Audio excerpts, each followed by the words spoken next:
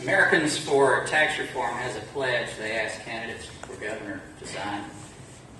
It simply says, I pledge to the people of Mississippi that I will oppose and veto any and all efforts to increase taxes. First of all, have you signed the pledge, or have you made a pledge like that to the people of Mississippi? And since you have 90 seconds, you can use this to tell any other aspects of the tax code that you would change. Start with Phil Brown. I have signed it, and that's why I've made sure that I have not voted for a tax increase and will veto. As governor, I'm going to make sure I'll be there to veto tax increases. What I've done, as I said earlier, I've cut 6 taxes in the state of Mississippi. We cut on forestry equipment, farm equipment, we cut on CO2. We got a tax cut holiday coming up the weekend of July, so y'all can all go out and shop now. You pay taxes on clothing and things under $100. We cut it again on cut and sew and created jobs. The way you drive this economy forward is you cut taxes.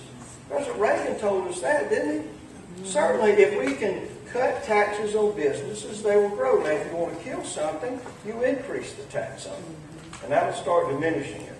So, absolutely, I'm going to do all that I can to keep taxes low, and I've got a real appetite for cutting taxes as governor. That's an holiday. No, I didn't sign it. I didn't sign it because my integrity means too much to me. I saw George Bush say, read my lips. Y'all remember that? Y'all remember that? My integrity, if I tell you a chicken dipped snuff, you can look under his wing and you'll find the king. My word is my bond, ladies and gentlemen. I fought against raising taxes in Pearl County. We have not raised them. I was the stalwart that kept that from happening. But I don't know what's going to happen down the road. But I'll say this, taxes have been raised in this state. They have been raised in this state. Cigarette taxes, you can say, well, that's good. People won't smoke. Go down there and ask the people that run the extended health care down at the nursing home. Their bed tax went up from $9.27 to $12 a day. Think about that, $3 a day on a 100-room bed. I think that's tax, ladies and gentlemen. I have no intention whatsoever of signing a tax agreement. Would be my dead last thing I would do. But my integrity means too much to me to tell you what I'm going to do 4 years down the road when I don't know the troubles this country's going to face. We're in for some hard times. I have no intention of raising taxes and would only do it under dire needs. But I will not sign it. Dave Dennis. I've not signed it, and I will tell you, Hudson, I will agree with him on that one, on George H.W. Bush. That's why you got Bill Clinton for 2 terms, along with Ross Perot being in the mix. But if you look at what was going on, he made a pledge, and you fundamentally need to make certain that you can do it. Let me tell you about his running a small business.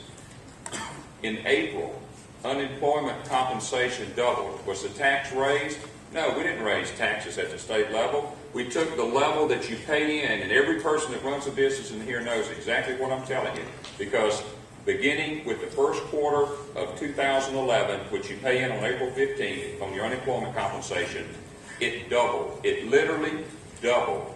And I'm going to tell you, is that a tax increase? It sure as heck is when you got to write the check. You can sugarcoat it, you can pig it, you can call it whatever you want, but if it quacks, it's a duck. If it costs you money going into the government, it's a tax increase. And I don't know who made that pledge not to do it, but by golly, that's what's happened to small business and large business. As you look at it, the rates literally doubled, but it wasn't a tax increase. I would tell you, I would do everything humanly possible to make certain the taxes don't rise, because I pay them. We pay them corporately. We pay them internally. We pay them on property tax. We pay them in every arena that every one of you all in here do. And we pay them in addition to employees as an employer. It's a big deal. I would do everything humanly possible not to be the absolute last resort.